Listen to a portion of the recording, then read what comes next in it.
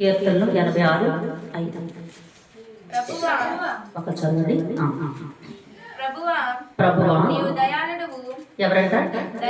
నీవు దయాళుడు, క్షమించుటకు సిద్ధమైన మనసు గలవాడు, నీకు మొరపెట్టు వారందరినీ ఎడల కృప అసహ్యము గల వాడుగు యెహోవా నా ప్రార్థన చెవు ఎలా చూడండి, ఎలాగా చెవు ఒగ్గుము మానవ ధ్వని అంతేగా నీవు ఆలకింపుము. నీవు నాకు ఏమి సరటైనా ఉత్తరమిచ్చవాడు గనుక నా ఆపద కాలం నేను నీకు మొరపెట్టదు. దేవుడి స్తోత్రం. హల్లెలూయా. మనమంతా కూడా ఈ యొక్క ఆదివారం మనం చక్కగా కూర్చుని చక్కగా ఆయన ఆరాధించడానికి వచ్చాం కదా. వచ్చినప్పుడు మనం ఏమని అడగాలి దేవుణ్ణి? ఇక్కడ ఏమని చెప్తున్నాడైనా, నా ఆపద కాలంలో నైనా మేము మొరపెట్టుచుండగా ఈ మానవుల స్వరము నీవు ఆలకించి తప్పుడు మళ్ళీ ఏమన్నాడంటే చెవి యొగ్గి ఆలకించు. దేవుడు ఆలకించిన వాడు ఏమీ కాదు, అయితే ఆలకిస్తారు. మనం ఏం చేయాలి? మొర పెట్టాలి. మొర అనగా ఏంటి? ప్రార్థన శక్తి మీకు కావాలి. రెండోది ప్రార్థనతో పాటు కన్నీరు రావాలి. మూడోది ప్రసవేదన ప్రార్థన చెయ్యాలి. అప్పుడు మనకున్న వ్యాధిని, బాధని, ఇబ్బందిని, విరికిని తీసేయగలవాడు మన యేసయ్య. దేవుడి స్తోత్రం. హల్లెలూయా. హల్లెలూయా. ప్రతి చిక్కి నుంచి విడిపించేవాడు యేసయ్య. ప్రతి చిక్కిని ఏం చేస్తాడు సైతాను? పెంచుతుంది. దాన్ని తెంచేవాడు మన యేసయ్య. దేవుడి స్తోత్రం. హల్లెలూయా. హల్లెలూయా. ప్రభు చెప్తూ ఉన్నారు, ఇక్కడ మాట్లాడుతున్న మాట ఏంటో తెలుసా? మీరందరూ కూడా ప్రభువా అని ప్రార్థన చేసేవారు ఉండాలంటే, ప్రార్థన చేసుకున్న వారు ఉన్నారు. మనం ప్రతి అంశం తెచ్చాలంటే ఎవరిని అడుగుతాం? మనం భర్తను ఉన్నవాళ్ళు భర్తను అడుగుతారు, ఏమంటే నాకు ఇది కావాలి అని. మరి వాళ్ళు వెళ్ళి తేవాలి కదా. అలాగే తండ్రి ఉన్న వాళ్ళని తండ్రిని అడుగుతూ ఉంటారు, కానీ వారికి కూడా రావాలి. ఇవన్నీ మనకు కావాలి. రావాలంటే ఏం చేయాలి? ఆయన కోసం మనం మొరపెట్టాలి. ఒక రోగం వచ్చింది, ఒక ఇబ్బంది వచ్చింది, ఒక మిరుకు వచ్చింది, దాన్ని పోవాలంటే మొరపెట్టాలి, ప్రార్థన చేయాలి. ఆయన ఏం చేస్తాడంట? నీకు ఉత్తరం ఇస్తాడంట. ఏమిస్తాడంట? ఉత్తరం ఇస్తాడంట. ఉత్తరం అంటే ఏంటో తెలుసా నిలబెట్టారా? ఒక వ్యక్తి ద్వారా నీకు ఒక మేలైన ఒక మాట వేస్తాడు ఆయన. దేవుడి స్తోత్రం. హల్లెలూయా. హల్లెలూయా. ఆ మాట కోసం మనం ఏం చేయాలి? ప్రార్థించేవారుగా ఉండాలి, ప్రవశించేవారుగా ఉండాలి, క్రియలు దర్శనములు పొందేవారుగా ఉండాలి. ఎందుకు మాట చెప్తున్నాను తెలుసా? దేవుడు ప్రవశించే వరం ఉన్న వాళ్ళకి, పరిగెత్తే వరం ఉన్న వాళ్ళకి, దర్శనాలు చూసేవారికి దేవుడు ఏం చేస్తాడంట? అంతకి మేలుని కని కీడులేమి నీకు జరిగించట. మనం ఎలా ఉండాలంటే ఎవరు కూడా మనకు పర్లేదు, మనం తండ్రికి నచ్చినట్లు మేము ప్రార్థన చేస్తామని నమ్మకంతో మనం ఉండి ముందుకి సాగాలి. దేవుడి స్తోత్రం. హల్లెలూయా. హల్లెలూయా. ఇక్కడ ప్రతి విషయంలో మనకు దేవుడు తెలియపరుస్తూ 1 యోహాను చూడండి, 1:7 కూడా తీయండి. 1 యోహాను 1:7 తీయండి.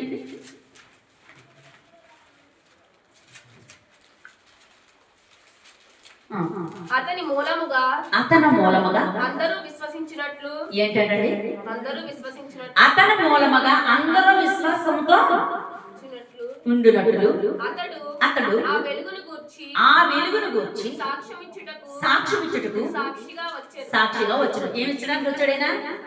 ఎలుగుతో వచ్చాడు కదా ఆయన ఈ భూమి మీదకి. ఇప్పుడు మనకి సాక్షి ఇవ్వడానికి వచ్చారా లేదైనా? ఏమని సాక్ష్యం చెప్తున్నాం మనం? మా యేసయ్య వచ్చాడు, మా కోసం సిలువలో యాగం చేశాడు, మాకు ఒక స్థలాన్ని సిద్ధపాటు చేయడానికి వెళ్ళాడు, మళ్ళీ మా కోసం వస్తాడు అని ఉన్నామా లేదా చెప్పండి? ఆయన ఏంటంట? ఎలుగైన వాడండి. ఈ చీకటిలోకి ఎలుగు తెచ్చిన వాడు. అర్థమైందా? చదవండి. అతడు ఆ వెలుగై ఉండలేదు గాని ఆ వెలుగు గురించి సాక్ష్యం ఇచ్చుటకు అతడు వచ్చెను. నిజమైన వెలుగు ఉండెను, అది లోకము లోనికి వచ్చెను. ప్రతి మనుషుని వెలిగించుచున్నది ఆయన లోకములో ఉండెను. దేవుడి స్తోత్రం. ఏం చేస్తారంట? ప్రతి మనుషులకి వచ్చారు, ఆ వెలుగు వచ్చిన మనలోకి. మన ఆయన వెలుగు లేదనుకోండి, మనం ఎక్కడికైనా చీకటిగానే ఉంటాం. అర్థమైందా? ఆయన వెలుగు ఉంది మీలో. ఆయన వెలుగు ఎవరిచ్చారు? ఆయన చీకటికి వచ్చారు, ఈ వెలుగుని తీసుకుని వచ్చారు. ఆయన ఎలుగు గల దేవుడు అని ఏమన్నాడు చూడండి. ఈ ఎలుగు కంటే గొప్పవాడు ఉన్నాడని చెప్తున్నాడు. ఆయన ఎవరు? ఆయన తండ్రి. అక్కడ ఇంకా వెలుగు గలవాడు ఉన్నాడు. మనం అందరం ఎక్కడికి వెళ్తాం? ఈ కొంచెంలోని ఆయన కొంచెం కొంతకాలం అంతా ఉండి మనకి ఎలిగించి వెళ్ళారు కదా. మరి ఎలుగు పట్టు మనం అందరూ వెళ్తాం కదా, అక్కడ ఇంకా ఎంత ఎలుగు ఉంటుంది చెప్పండి? ఎలుగు ఇంకా ఉంటది. విశ్వాసం అని వెలుగు కావాలి మనకి. విశ్వాసం గల వెలుగు కావాలి. మనలో ఉన్న చీకటిని కొట్టివేసుకునే శక్తి మనలోనే ఉంది. ఎందుకు ఎలా ఉంది? ప్రార్థనా శక్తి. ప్రార్థనా శక్తి. ఉత్తరం ఎలా వస్తుంది? ఇస్తాడే, ఇవ్వగలవాడు. మనుషులు చేయకపోయినా భగవంతుడు చేయగలడు. దేవుడి స్తోత్రం. హల్లెలూయా, హల్లెలూయా. మనుషులు మనం చేయకపోవచ్చు, కానీ భగవంతుడు మనకు సహాయమో ఏదో రీతిగా మనకి సమృద్ధైన ఆహారం ఇస్తాడు. దేవుడి స్తోత్రం. హల్లెలూయా. ప్రార్థన శక్తి వరాలు ఇస్తూ ఉంటాడు ఒక్కొక్కరికి. ఆ వరాన్ని ఏం చేసుకోవాలంటే మనం హెచ్చింపుగా వాడుకోవాలి. నువ్వు నా సమస్య నువ్వు చూసుకుంటావయ్యా అనాలి. అప్పుడు ఏం చేస్తాడైనా? నీ సమస్య ఆయనే చూసుకుంటాడు, నేను హెచ్చింపుగా లేపుతాడు. దేవుడి స్తోత్రం. హల్లెలూయా. పరిశుద్ధ దేవుడు లేఖనాన్ని చెప్తుంది, ప్రతి ఒక్కరు ఏం చేయాలంట? ఎలుగైన సన్నిధిలో ఉన్నాం మనం కదా. ఈ కదవమైన మందిలో వెలిగే కదా. ఎవరున్నారని వచ్చారు? పాస్టర్ కూడా మిగిలిన మానవరాలే. అదేం కాదు, మన యేసయ్య. దేవుడి స్తోత్రం. హల్లెలూయా. నమ్మితే చప్పట్లు కొడతారా? హల్లెలూయా, హల్లెలూయా. పరిశుద్ధ దేవుడు ఎలుగైన వాడు. ఆ ఎలుగైన తండ్రి దగ్గర మనం ఉన్నాం కనుక మనము ఎలుగు సంబంధికులుగా ఉండాలి. ఆయన దగ్గర ఎలా ఉన్నామా? ఎలుగు సంబంధికులుగా ఉండాలి. యూట్యూబ్ లో చూస్తున్న తమ్ముడు చెల్లి, ఇంట్లో కూర్చోండి. ఈ రోజు విందు జరుగుతుంది కదా, మరి నువ్వు విందు జరుగుతుండగా ఎందుకు సన్నిధికి వెళ్ళకపోతున్నావు? ఆయన వెలుగు గలవాడు. ఆయన వెలుగు గలవాడు. ఆయన కృప ఏంటి ఆయన ఎలుగు మనకు నేటికి ఉంచాలని దేవుడు మనము కోరుకోవాలి. దేవుడి స్తోత్రం. హల్లెలూయా. వెలుగుని మనకు కావాలని కోరుకోవాలంటండి. ఆ కోరికను దేవుడు తీరుస్తాడా లేదా? చీకటి కొట్టే ప్రభు అంటే ఏం చేస్తారు? మన జీవితంలో మనమే వెలుగైపోండి, ఎంత అగాధంలోకైనా వెళ్ళిపోవచ్చు కదా.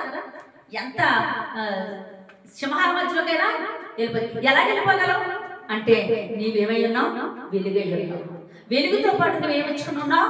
దేవుడి యొక్క పరిశుద్ధమైన ఉత్తరాన్ని ఇచ్చుకున్నావు, జ్ఞానం ఇచ్చుకుని ఉండాలి. దేవుడు ఒక్కొక్క స్థితిలో, ఒక్కొక్క విషయంలో, కొన్ని విషయాల్లో మనకి చిక్కులు పెట్టడానికి సాతాను వచ్చిన చిక్కులు ఇప్పుకోవడం అనేసి. దేవుడి స్తోత్రం. హల్లెలూయా, హల్లెలూయా. చదువు.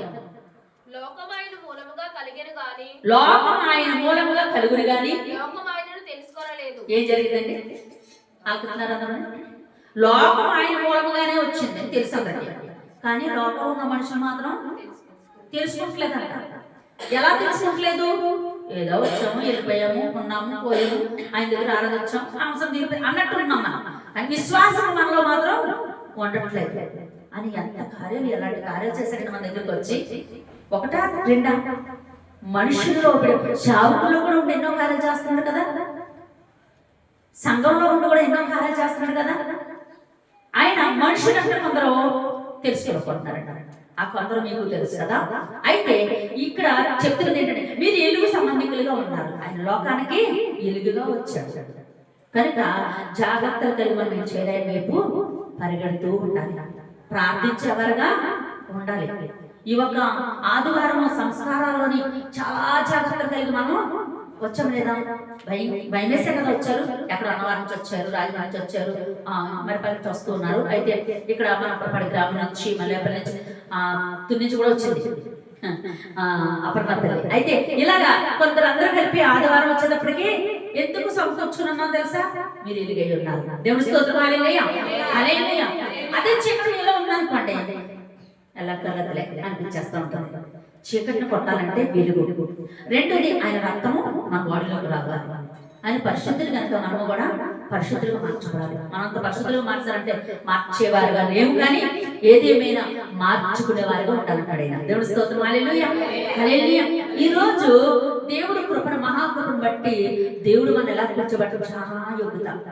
మరి రేపు ఏం జరుగుతుందో మనకే తెలియట్లేదు, తెలియని ప్రపంచంలో ఉన్నాం. అందుకని తండ్రి కూడా ఇక్కడ చెప్తున్నాడు, ఈ జనులు నన్ను తెలుసుకోలేదు. అయితే ఆయన తన స్వకీయుల యొద్దకు వచ్చెను, ఆయన స్వకీయులు ఆయనను అంగీకరింపలేదు. తన్ను ఎందరు స్వీకరించిరో వారందరికీ, అనగా తన నామమందు విశ్వాసం ఉంచిన వారికి దేవుని పిల్లలగుటకు ఆయన అధికారము అనుగ్రహించెను. ఏం చేసిందంట? చాలా మంది దగ్గరికి వచ్చాడు కదా ఆయన, తెలుసుకోలేదు కదా. మరి తెలుసుకున్న వారికి ఏమన్నాడు ఆయన? ఆయనకి అధికారం ఉంది కదా. అవి ఎవరికి ఇస్తారట? ఆయన పిల్లలకి. మీరు ఎవరై ఉన్నారు ఇప్పుడు? ఆయన పిల్లలు. మీరు నేను ఆయన పిల్లలు. ఈ మాట ఎక్కడైనా ఉన్నదో చెప్పండి. నా పిల్లలకు మన తండ్రి. ఎంత గొప్ప మాట తెలుసా? ఎంత అమూల్యమైన మాట తెలిసింది. యేసు ప్రభు చెప్తున్నారు, నా పిల్లలు, నా పిల్లల పట్ల నేను కృప చూపుతాను, అధికారాన్ని ఇస్తాను. అధికారం ఏంటో తెలుసా? సర్పాన్ని తొక్కినప్పుడు దాన్ని పో అంటే పోవాలి. అధికారం ఏంటో తెలుసా? ఒక వ్యాధిని పో, నా నుంచి తొలగిపో అని అంటే తొలగిపోవాలి. ఒక దురాత్మని ముందుకు వచ్చినప్పుడు పో అంటే పోవాలి. అది నీ దేవుడికి ఏమిస్తాట? అధికారం. దేవుడి స్తోత్రం. హల్లెలూయా. అధికారం. ఆ అధికారం నీలో ఉందో లేదో ప్రతి దినము జ్ఞాపకం చేసుకోవాలి. ప్రభు నాకు ఉత్తరం ఇచ్చారు కదా, ఈ ఉత్తరం ఇచ్చినప్పుడు మరి నాలో అధికారం ఉందో లేదో చూడాలి, ఈ వరం ఉందో లేదో చూసుకోవాలని సెక్యూర్ చేసుకుంటూ ఉండాలి మనం. ఎందుకంటే దేవుడు బిడ్డలారా, మన కోసం ఆ దేవుడు వచ్చి ఉన్నారు కనుక ఆయన పట్ల మనము కూడా కలిగి ఉండాలి. ఆయన విషయంలో మనం కూడా కలిగి ఉండాలి. ఎందుకు ఈ మాట చెప్తున్నట్టు దేవుడు బిడ్డలారా, ప్రతి ఒక్కరి విషయంలోనే దేవుడు కార్యాలు చేయడానికి ఉన్నారు. ఇక్కడ ఎన్నో కార్యాలు జరుగుతున్నాయి మన పట్ల. కాకపోతే మనం ఏం చేస్తాం? విశ్వాసం లేని వారుగా అయిపోతూ ఉంటాం. అలా ఉండొద్దు అంటాడు ప్రభు. అక్కడ మీరు నా పిల్లలని చెప్తున్నారు, మీరందరూ నా పిల్లలని చెప్తున్నారు. వారు దేవుని వలన పుట్టిన వారే గాని రక్తము వలనైనను శరీరేచ్ఛ వలనైనను మనుష్యేచ్ఛ వలనైనను పుట్టిన వారు కాదు. ఎలా పుట్టారంటే దేవుడి వలన మాత్రమే పుట్టారంటే. రక్తము వలన నేను, శరీరం అయినను పుట్టలేదంటండి ఆయన. ఎలా పుట్టాడండి ఆయన? రక్తం అంటే ఆయన పరలోక తండ్రి బిడ్డలకి ఏర్పరచుకున్నాడు కదా మనల్ని. మరి మనం ఎలా ఉండాలి? ఇప్పుడు శక్తిమంతులుగా ఉండాలి, బలవంతులుగా ఉండాలి, బాణాలు వీట్లు పట్టుకునే వారిగా ఉండాలి. సుత్తుతో కోడితే బద్దలైపోవాలి గేట్లు. దేవుడి స్తోత్రం. హల్లెలూయా. మీకు ఆ గేట్లు ఏంటో మీకు తెలుసు, డోర్లు ఏంటో మీకు తెలుసు. సుత్తు అనగా ఆయన వాక్యం అనే ఖడ్గమును చేత్తో పట్టుకుని ఏసి కొడితే మళ్ళీ పగిలిపోవాలి. దేవుడి స్తోత్రం. హల్లెలూయా. హల్లెలూయా. దురాత్మ మన చూతులకి పారిపోవాలి. ఎన్నో చాట్లు చూస్తారు కదా మీరు ఏజెన్సీలు వెళ్ళినప్పుడు. ఏదైనా పారిపోయిందా లేదా? మమ్మల్ని చూసి అది పారిపోదు తప్ప అది మాత్రం మమ్మల్ని దాడి చేయడం సరిపోతుంది. ఏముంటేనే మీలో ఖడ్గము, రెండోది వెలుగు. మీలో వెలుగుని నింపుకోవాలి. వెలుగు ఎప్పుడైతే నింపుకున్నారో పరిశుద్ధాత్మతో నింపబడతారు. దేవుడి స్తోత్రం. హల్లెలూయా. దేవుడి మాటకి లోబడిపోతాం మనం. దేవుడి స్తోత్రం. హల్లెలూయా. దేవుడు మహాకృపను బట్టి ఎంతో మంది మెంటగా పాడైపోయిన వారు ఉన్నారు. కాళ్ళు చేతులు అన్ని సంతోషంగా ఉన్నాయి, కానీ ఇప్పుడు మాత్రం ఈ ఒక వ్యాధిని బట్టి ఏమవుతున్నారు? కుళ్ళిపోయి కాళ్ళు చేతులు తీసే వారిని ఎంతో మంది హాస్పిటల్ చూస్తున్నారు. వెళ్ళినప్పుడు చాలా బాధాకరం అనిపిస్తుంది. ఎవరికి ఇచ్చేస్తామో అవకాశం? అది సాతానికి ఇచ్చేస్తాం. సాతానికి అవకాశం ఇచ్చేస్తే మన శరీరాన్ని తినేసేస్తుంది. అర్థమైందా? మన శరీరాన్ని, మన ఆత్మని తినేస్తా ఉంటది. అది ఎవరి దగ్గరికి వెళ్ళి చెప్తుందో తెలుసా? తండ్రి దగ్గరికి చెప్తుంది. ఇది ఎక్కడికంటే యోబు గ్రంథం మనం చూస్తే, యోబు గారి దగ్గరికి వచ్చే ముందు ఆ సాతాను వెళ్ళి దేవుడిని అడుగుతుంది, ఎవరినైనా చూశాను కానీ ఇలాంటి విశ్వాసం నేను చూడలేదయ్యా, నేనే పోతానని పోయింది. దేవుడి స్తోత్రం. హల్లెలూయా. ఎందుకు పోయింది? అది గాయాలు వచ్చాయి కదా, ఆ గాయాల మీద ఉన్న పురుగులు కింద పడిపోతే తీసి ఏం చేశాడు? తినండి తినండి. ఎంత వచ్చి ఉన్నదో చూసారా? ఇప్పుడు ఏదైనా చాలా కష్టం వచ్చింది అనుకోండి, వచ్చుకునే వారు ఉన్నాము మనం? అస్సలు వచ్చుకోలేము. దేవుడు ఏం ఇస్తాడు నాకు అంటాం చాలా కదా. దేవుడు ప్రతిదీ చేయబట్టి మనం ఇక్కడికి వచ్చి కూర్చున్నాం. దేవుడి స్తోత్రం. హల్లెలూయా. హల్లెలూయా. పరిశుద్ధాత్మ తండ్రి కుమారుడు యేసుక్రీస్తు వారు మన మధ్యలో ఉండబట్టే మనం బలపరచబడ్డాం, స్థిరపరచబడ్డాం. దేవుడి స్తోత్రం. హల్లెలూయా. ఆయన పిల్లలుగా మనం ఉన్నాం కనుక మనం జాగ్రత్తలు కలిగి ఆ వాక్యము శరీరధారి అయి కృపా సత్య సంపూర్ణముగా మన మధ్యన ఎవరు నివసించారు? ఇప్పుడు దేవుడి స్తోత్రం. హల్లెలూయా. హల్లెలూయా. వాక్యం అనే శరీరధారిగా వచ్చాడండి ఆయన. దేవుడి స్తోత్రం. హల్లెలూయా. రక్తముతోను మానవుడు శరీరంతోను ఆయన ఏమీ రాలేదు. అర్థమైంది మీకు? పరిశుద్ధాత్మతో పుట్టి ఉన్నాడు ఆయన. ఆయన మన దగ్గరికి వచ్చారు కదా, మరి ఈ మానవ దగ్గరికి మనం ఎలా ఉండాలి? ఆయన వెళ్ళే మనం ఉండాలి. దేవుడి స్తోత్రం, హల్లెలూయా, హల్లెలూయా. దేవుడి స్తోత్రం, హల్లెలూయా. కృపా సత్య స్వరూపి ఆయన శరీరం నుంచి మనం తీసుకునేది ఏంటంటే ఏంటో మోగుతుంది. దేవుడి స్తోత్రం, హల్లెలూయా. మనం ఆయన పిల్లలుగా మనం ఉన్నాం కదా, అందుకని మనం ఎలా ఉండాలి అంటే దేవుడు మహాకృపతో మనం ఎదగాలి, ఫలించబడాలి. చెడ్డ దినాల్లో మనం ఉన్నాం కనుక మనం ఎలా ఉండాలి? మంచి పిల్లల వలె మనం ఉండాలి. దేవుడి స్తోత్రం, హల్లెలూయా. మంచి పిల్లల వలె మనం ఉన్నాం అనుకోండి, నా బిడ్డలు మంచి వారైనా ఏం చేస్తాడు? మంచి వాటిని ఇస్తాడు తప్ప చెప్పండి మీకు ఎప్పుడు అసలు మీరు రొట్టెని అడిగారు అనుకోండి, మీ పిల్లలు రాయిస్తారా చెప్పండి? రొట్టె ముందు ఇచ్చిస్తారు, ఎంత దూరమైనా ఆ రొట్టె బేకరీ కడితే వెళ్ళి తెచ్చి పెడతారు. మరి మీరు మీ పిల్లలకు ఒక్క పిల్లల బిడ్డ కోసం మీరు అంత ప్రయాసపడిపోతే పరలోక తండ్రి ఆయన భూమి మీదకి వచ్చి ఈ చీకట్లో ఉన్న వాళ్ళందరినీ వెలిగించిన తండ్రి మరి మనకి ఎలాంటి ఇస్తారు చెప్పండి? పరలోకం నుంచి పంపించిన నిధి రొట్టు అనగా ఆ చక్కన రొట్టు ఆయన ఇస్తూ ఉంటాడు. చేపలు అడిగారు అనుకోండి, పావునిస్తాడు ఆయన. ఎవడైనా మీకు చేపేస్తాడు. మీరు ఏది అడిగితే ఇచ్చే కంటే మీరు అడిగిన దానికంటే అత్యధికంగా ఇచ్చేవాడైనా. కాకపోతే మనం ఏం చేస్తామన్నా, ఏమి ఇచ్చాడు ఆయన మాకు? ఏమి లేదు. ఇల్లు ఇచ్చాడు, బండ్లు ఇచ్చాడు, బిడ్డలు ఇచ్చాడు, చక్కగా ఆరోగ్యం ఇచ్చాడు. ఇంకేం కావాలి మనకు చెప్పండి? చాలా ఉన్నవారు ఏమైపోతున్నారు మన మధ్యలో ఉండట్లే. దేవుడి స్తోత్రం, హల్లెలూయా, హల్లెలూయా. పరిశుద్ధ గ్రంథం నుంచి మనం బలపరచబడాలి, స్థిరపరచబడాలి. అలాగే వాక్యం తీర్థం మత్తయి సువార్త 18వ అధ్యాయం 18వ వచనం. మత్తయి సువార్త 18వ అధ్యాయం 18వ వచనం చూడండి. భూమి మీద మీరు వేటిని బంధించుదురో, మీరు భూమి మీద ఏటిని బంధించుదురో అది పరలోకమందును అది పరలోకమందున మీరు బంధింపబడును. భూమి మీద మీరు వేటిని విప్పుదురో, భూమి మీద మీరు ఏటి వాటిని విప్పుదురో అవి పరలోకమందును అది పరలోకమందున కూడా మీరు విప్పుదురు. విప్పబడినని మీతో ఇప్పుడని మీతో నిత్యముగా చెప్పుతున్నాను. ఫస్ట్ ఏమన్నారు? మీరు ఫస్ట్ చదివారు కదా కీర్తనం 86 ఏమన్నారు? 5 నుంచి ఆయన వెలుగు. ఆయన వెలుగొచ్చారట. రెండోది 1వ యోహానులోని 1:7 ఏమన్నారు?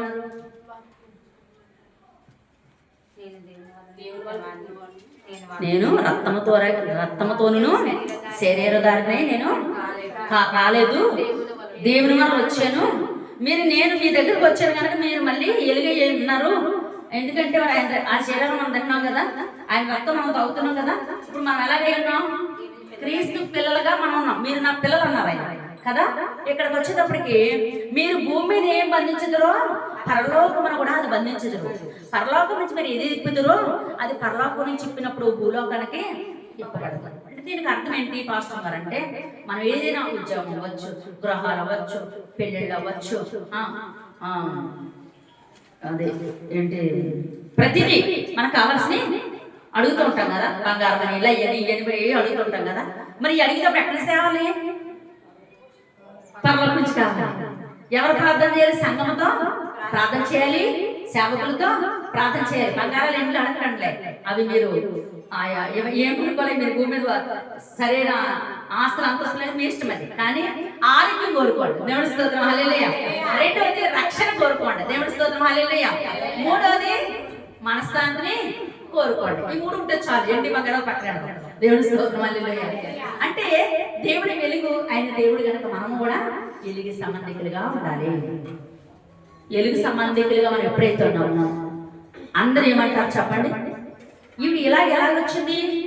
మొన్నటి వరకు ఆ గూనుగా ఉండేది కదా, ఆ గుడి దగ్గరికి వెళ్ళి ఒంగు వెళ్ళేది కదా. ఇవి ఎలా ఉన్నాడేంటి? ఈ పుట్టువాడు ఇలాంటి కొన్ని ప్రశ్నలు మనకి వాక్యం ద్వారా ఉన్నాయి. ఆయన్ని పక్కన పెడితే మనం కూడా మన కష్టాలు బట్టి, బాధలు బట్టి, ఇబ్బందులు బట్టి మనం వచ్చాం కదా ఆయన దగ్గరికి ఒక సాక్షులుగా. మరి మనము కూడా ఇప్పుడు వెలుగై ఉన్నాం కదా. పక్కన ఉన్న చీకటి ఉన్న వరకు ఏమనిపిస్తుంది? ఏంటి వీళ్ళు ఎంతగా ఉన్నారు, మేము కూడా ఈ వెలుగులోకి వెళ్ళాలి. ఇలా అందరూ యూనిఫామ్ వైట్ వేసుకు వచ్చారంటే ఈ రోజు వీళ్ళకి ఏదో జరుగుతుందంటే అక్కడ ఏం జరుగుతుంది? ఇక్కడ పండగ. ఏం పండగ? మన పండగ విందు. ఈ పండగని అందరూ ఏమనుకుంటారు? వీళ్ళందరూ ఎక్కడికి వెళ్తున్నారు? మనం కూడా అందరూ వెళ్తే బెస్టము మనకి ఆరోగ్యము ఇస్తాడము, మనకి ఏదైనా ఆయన ఇస్తాడము. నిజంగా చెప్పాలంటే ఆయన ఇచ్చేవాడే అంటారు అతని హృదయంలో. దేవుడి స్తోత్రం హల్లెలూయా. కానీ బయటికి రారు, చెప్పలేదు. ఎప్పుడు చెప్తాం? సముద్రాల సమస్యలో సముద్రాల సమస్యలు ఏంటంటే నాకు సముద్రాల సమస్య తండ్రి నాతో చెప్పిన మాట ఇది. నీవు గోదావరి అయినా నన్ను చూడదు, గోదావరి సమస్య పెట్టినా నువ్వు నా వైపు చూడదు, కాలంలో చెరువులాంటి సమస్య పెట్టినా నా వైపు చూడదు. నీకు సముద్రాల సమస్య అనుకో, 7 సంవత్సరాలు సముద్రం దాటాక వచ్చాను. దేవుడి స్తోత్రం హల్లెలూయా. 7 సంవత్సరాల కష్టాల పొలం నుంచి బయటకు వచ్చాను. ఈ రోజు వెలుగయ్యానా చీకటయ్యానా? ఎలుగైతే అనేక మంది వెలిగిస్తూ ఉన్నాం మనం. దేవుడి స్తోత్రం హల్లెలూయా. హల్లెలూయా హల్లెలూయా. ఒక పొగ వెలిగిస్తున్నాం అనుకోండి, ఒకరు వెలిగిస్తుంటారు, అందరూ ఒకరు వెలిగిస్తామా? అలాంటి జీవితం అనమాట. మన మనసులో ఉన్న ప్రతిదీ కూడా ఏం చేయాలంట? కొవ్వొత్తులే కరిగిపోవాలంట. కానీ ఆయన ఎప్పుడు మనం నివసించినట్టు ఉండకూడదు. ఆయన వైపు ఎప్పుడు కూడా మనం శోధించినట్లు మనం ఉండకూడదు, శొనిగే వారిగా మనం ఉండకూడదు, గొనిగే వారిగా మనం ఉండకూడదు. నిజంగా చెప్పాలంటే ఎక్కువగా ఆయన ఆరాధించవలసి మనం ఉంటే శ్రమ వస్తాయి. ఏమొస్తాయి? శ్రమలు వస్తాయి, తప్పనిసరిగా శ్రమలు వస్తాయి, నిందలు వస్తాయి, బాధలు వస్తాయి, ఇబ్బందులు వస్తాయి. నష్టం లేదని చెప్పండి. ఎవరికి? మనకి ఎవరున్నారు? ఒకడున్నాడు మనకి, దుష్టుడు. దేవుడి స్తోత్రం హల్లెలూయా. వాడితో చెప్పండి నాకేమీ భయం లేదు. ఎందుకో తెలుసా? నేను కాల్చబడుతున్నానని చెప్పండి. దేవుడి స్తోత్రం హల్లెలూయా. నేను కాల్చబడుతున్నాను, 9 months బంగారం వలె మారుతున్నాను అని చెప్పండి. దేవుడి స్తోత్రం హల్లెలూయా. ఎవరైనా మీ మీద ఒత్తిడి నిందలు వేసేస్తాయి, లేకపోతే బాధలు పెట్టినా, ఇబ్బందులు పెట్టినా, విరుగునున్నా, ఏదైనా వినేవాడు ఒకడు ఉన్నాడని చెప్పండి. దేవుడి స్తోత్రం హల్లెలూయా హల్లెలూయా. వినేవాడు ఒకడు ఉన్నాడని చెప్పండి. అప్పుడు ఆయనే చూసుకుంటాడు. యెహోవా వీరే అనండి. దేవుడి స్తోత్రం హల్లెలూయా. యెహోవా వీరే అంటే ఏంటి? అంతా ఆయనే చూసుకును.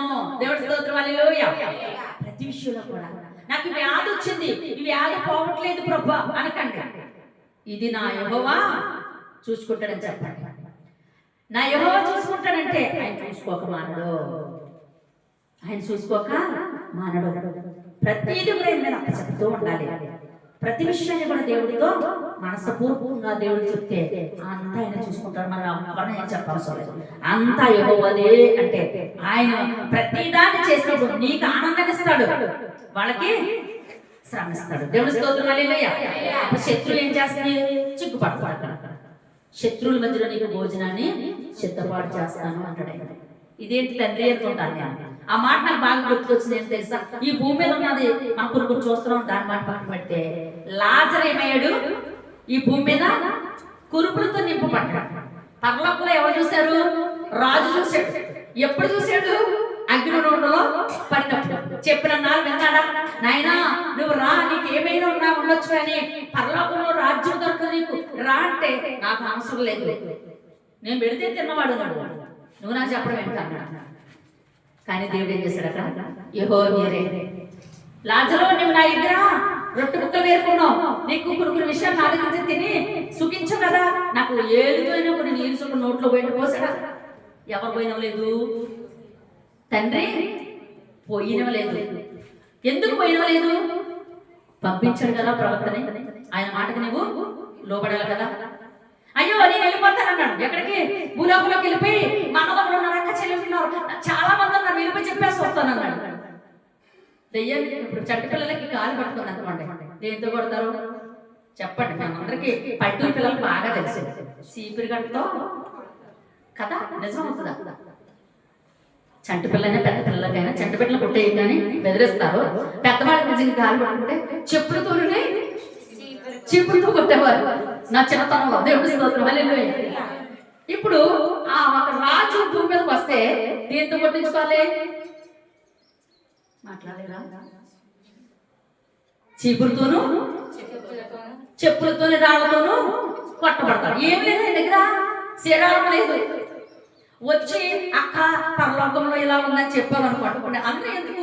మా అక్క రాజమండ్రిలో ఉంది కదా, వెళ్ళి అక్క నీ పరలోక రాజ్యం ఇలా ఉంటుంది అక్క, ఒకసారి రా అక్క, లేకపోతే నువ్వు రాజు ఎలా జరిగింది అక్కడే.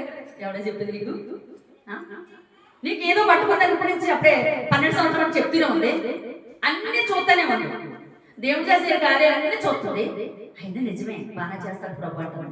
కానీ ఇప్పుడు ఏమంటే చెప్పండి, అక్క లాజరులా జరిగింది, రాజులా జరిగాడు. అక్క నువ్వు అలా అవడానికి లేదు, నువ్వు రాజు లాంటి తండ్రి, బోడు ఆస్తిపరాలివి, కానీ నువ్వు కాకపోతే నేను చూడలేను అక్క అంటే నా పరిస్థితి ఏంటి? లాజరు లాంటి దాన్ని ఆవిడకున్న ఆస్తి నాకేమీ లేదు. ఆస్తి లేకపోయినా నష్టం లేదు, కానీ నాకు బిడ్డలు ఇచ్చాడు దేవుడు. దేవుడి స్తోత్రం హల్లెలూయా. సంతోషం ఇచ్చాడు దేవుడి స్తోత్రం హల్లెలూయా. ఆనందాన్ని ఇచ్చాడు దేవుడి స్తోత్రం హల్లెలూయా. ఇంతకు మించిన ఏమీ మనకు అవసరం లేదు. అలాగే రాజు ఏమైపోయాడు? రావడానికి లేదు. అక్కడ ఏమైపోయాడు?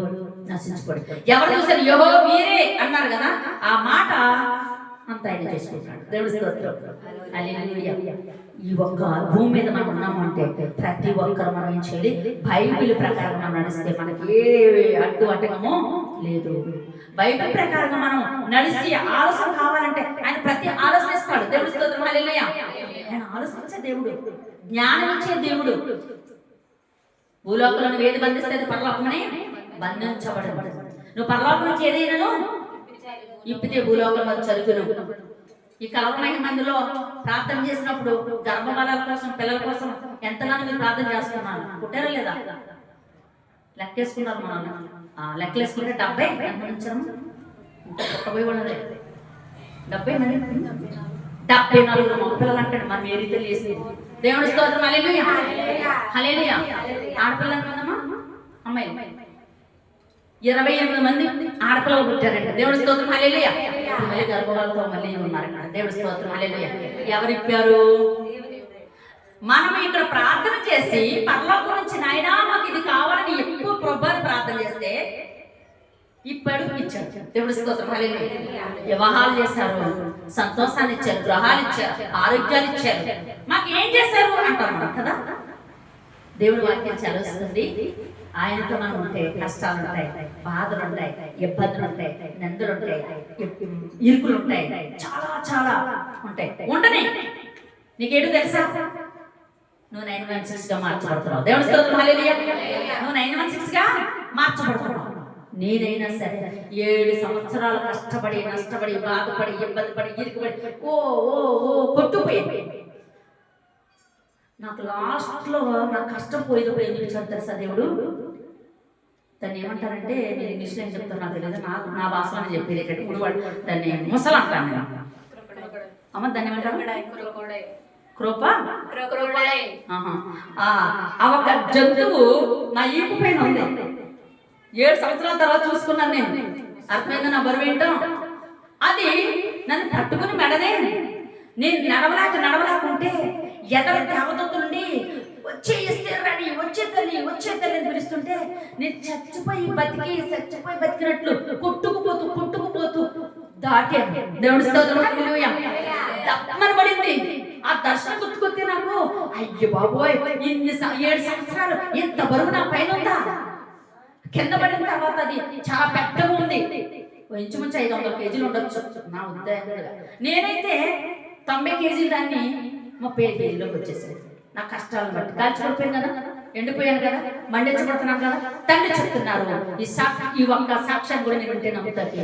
తండ్రి చెప్తున్నాడు, అమ్మా ఏమన్నాడైనా, అమ్మా నా కుమార్తె ఇదిగో చూడు అని ఒక సంచి ఇలా వడపగానే అందులో బంగారు బిస్కెట్లు ఉన్నాయండి. దేవుడి స్తోత్రం హల్లెలూయా. ఆ బిస్కెట్లు ఏం చేశాడు తెలుసా తండ్రి? ఇదిగో దానికి నువ్వు నా రాజ్యం వచ్చేంత వరకు నీ వేపిక చూడకుండా ఉండాలంటే ఈ బిస్కెట్లు దాని నోట్లు వేసే అంటాడు. అది నోరు అలా సాపుతూ ఉంది. దాన్ని నా కొడుకు నిండా బిస్కెట్లు వేసేసాడు. ఒక బిస్కెట్ అయితే తెచ్చుకోలేదు. దేవుడి స్తోత్రం హల్లెలూయా. నాకు అది గుర్తుకొచ్చినప్పుడు చాలా బాధాకరం అనిపిస్తుంది, చాలా సంతోషం వస్తూ ఉంటుంది. అది అరగతే చెప్పండి, బంగారం అడుగుద్దా? అలా ఉండిపోయి అలా టక్ అయిపోయింది. అంటే అంత యాదన భరించాను. ఇప్పటికీ లేవా పాస్టర్ అంటే ఇప్పుడున్న ఒకరికొకరు 5 అంకెలు చేయండి. అవి నాకు రావాలని నేను కోరుకుంటాను. ఎందుకు తెలుసా? మేము ప్రార్థించడం నాకు శక్తి కాబట్టి ఎవరొకరు కొట్టాలి. దేవుడి స్తోత్రం వల్ల ఎవరొకరు నన్ను నిందించాలి, ఎవరొకరు నన్ను బాధపడాలి, ఎవరొకరు నా మీద బురద వేయాలి. ఎందుకంటే కడుక్కోవాలంటే, ఉతుక్కోవాలంటే మనం చేయాలి. ప్రార్థన శక్తి ఉన్నప్పుడు గుర్తుకొచ్చిపోయి కన్నీరు వస్తుంది. నాకు ఇష్టం. దేవుడి స్తోత్రం హల్లెలూయా హల్లెలూయా. ప్రతి ఒక్కరూ కూడా దేవుడి మాటకు కలిగి ఉంటే దేవుడు మనకి కార్యాలు చేస్తాడు. ఆయన చేయని వాడేమి కాదు. ఆయన చెయ్యని అస్సలు చేయని వాడు కాదు. మీరు ద్రాక్ష తీగులు, నేను ద్రాక్షావళి అంటాడు. లోకస్వార్త 14:15 చూడండి, అక్కడ చక్కని మాట ఉంటుంది. లోకస్వార్త 14:15 ఆయన అన్ని ఇచ్చాడు అనుకోండి, కొన్ని షాపులు ఉంటాయి. భోజన పంక్తిలో కూర్చుండి వారిలో వారు భోజన పంక్తిలో కూర్చున్నవారు ఒకడు ఈ మాటలు విని దేవుడి రాజ్యంలో భోజనం చేయవాడు ధన్యుడని ఆయన అతనితో ఇట్లను ఒక మనుషుడు విందు చేయుచుండగా అనేకులు పిలిచి ఇందుకాలమందు అతడు ఇప్పుడు సిద్ధమైనది కానీ అందరినీ పిలవమని చెప్పుటకు తన దాసును పంపించి, అయితే వారందరూ ఏక మనసుతో ఏం చెప్పారట? ఏమని చెప్పారు? మొదటివాడు ఏం చెప్పాడు? మొదటివాడు నేను ఒక పొలం కొనుక్కున్నాను, నాకు రహస్యంగా వెళ్ళి దాన్ని చూసుకోవాలి, నన్ను క్షమించమని నేను వేడుకొచ్చున్నాను. రెండో వాడు నేను 5 జతల ఎడ్లు కొనుక్కున్నాను, వాటి పని చనిపోతున్నాను, నీకు క్షమించమని చెప్పు. ఎవరు చెప్తున్నాడు? ప్రవక్తతో చెప్తున్నాడు. ఎవరికి చెప్పమని? తండ్రిగా చెప్తున్నాడు. మూడో వాడు వివాహం చేసుకున్నాను, ఒక స్త్రీని వివాహం చేసుకున్నాను, నాకు రానే ఖాళీ లేదు. ఎందుకు లేదు? అవును, ఎక్కడెక్కడ తినమంటుందో ఏమో నాకు తెలియదు, కానీ నాకు ఖాళీ లేదు అన్నాడు. దేవుడు స్తోత్రం, హల్లెలూయా. ఇక్కడ ఎందుకు ఇలా వచ్చేవాళ్ళు ఎలా శాఖ చెప్పారు చూసారా? బైబిల్ ఎలా రాశాడమ్మా? తండ్రి జ్ఞానంతోనే. ఎంత గొప్పవాడు చూడండి. ఇలాంటి శాఖ చెప్పారు. అప్పుడు ఆమె ఎవరిని పిలిచాడు? గుట్టువారిని వెళ్ళి తీసుకురా, తోలుకుని రా అన్నాడు ఆయన పౌష్యంగా. అంతే, ఇది మిందిని మాత్రం వేస్ట్ గా చేయలేదు. చావుకులు రండి రండి రండి అంటే వచ్చామే అనుకుంటారు. 3 రోజులు బట్టి నుంచి ఉపవాసం ఉండి ఈరోజు ఏం చేయాలి? ఆయనకి ఒక రొట్టె తీసుకున్నాను. ఇక్కడ 26 చేయండి. వారు భోజనము చేయించుండగా ఏం పట్టుకున్నారు? అందరూ చూస్తున్నారు నా చేతిలోది. ఏంటిది? ఈ రొట్టె చేయడానికి ఎన్ని రోజుల ఉపవాసం? 3 రోజుల ఉపవాసం లేకుండా తెచ్చుకోవచ్చుగా. అంటే ఈ లోపల కర్మ చేద్దామా? దేవుడు చెప్పిన మాట చేద్దాం. కన్నీరుతో, రోదనతో, వేదనతో ఉపవాసం ఉండే ఆయనకి ఈ రొట్టెని ఏం చేయమన్నాడు? ఆయన అందరూ విరుచుకుని తినండి అని అడిగాడు. దేవుడి స్తోత్రం, హల్లెలూయా, హల్లెలూయా, హల్లెలూయా. ఒక పాత్ర పట్టుకుని ఈ పాత్రలోది మీరందరూ తాగడి, అనేకుల కొరకు సిద్ధింపబడిన అమూల్యమైన కొత్త నిబంధన రక్తం అంటండి. దేవుడి స్తోత్రం, హల్లెలూయా, హల్లెలూయా. ఎవరి కాలం విడివిడిగా గ్లాసులు ఉంటే తాగడని చెప్పారు ఆయన. అంటే ఒక ఐక్యత చెప్తున్నాడు అనమాట. మనం ఎలాగ తీసుకునేది వేరువేరుగా తీసుకుంటాం. ఒకే పాత్రలోది ఒకే రొట్టెలు ఎందుకు చెప్తున్నారు? మీరు ఒక మనసు కలిగి ఉండండి అని అర్థం. దేవుడి స్తోత్రం, హల్లెలూయా, హల్లెలూయా.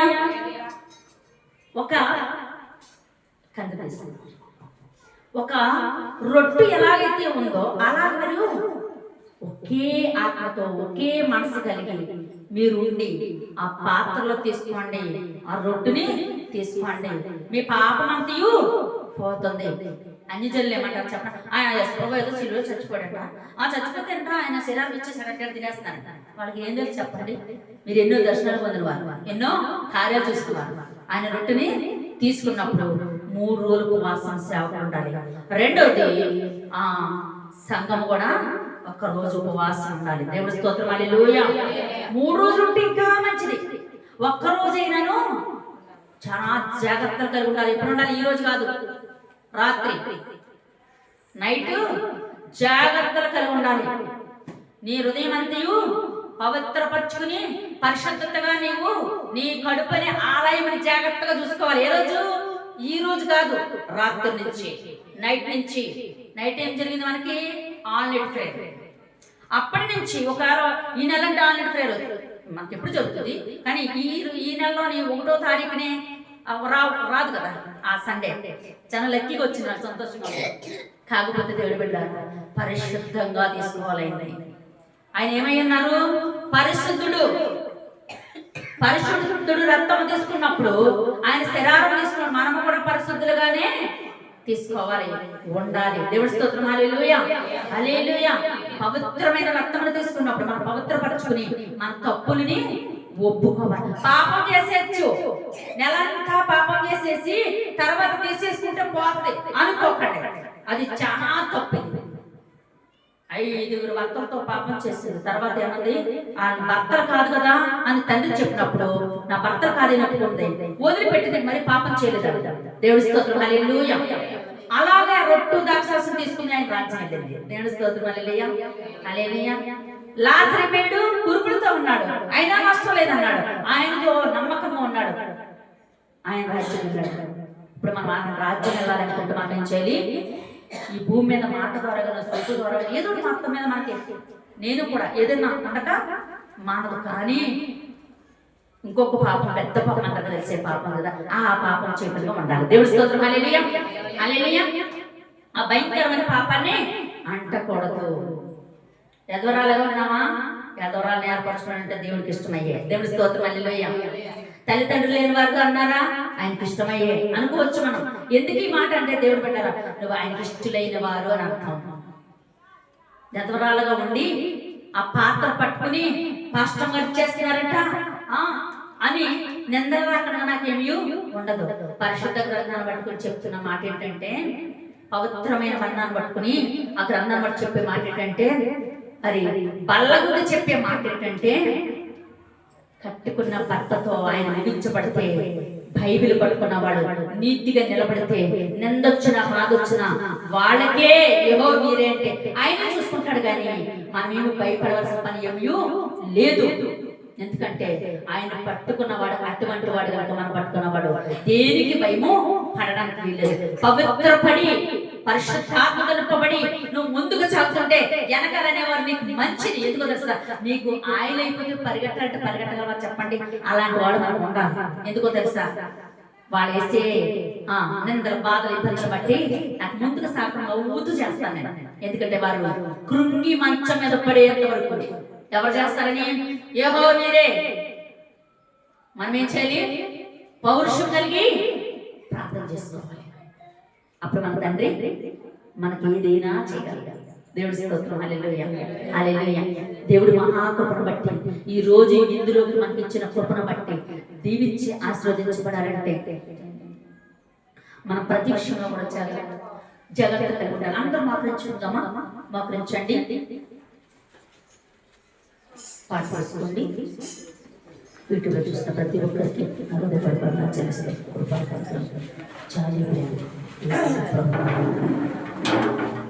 దయా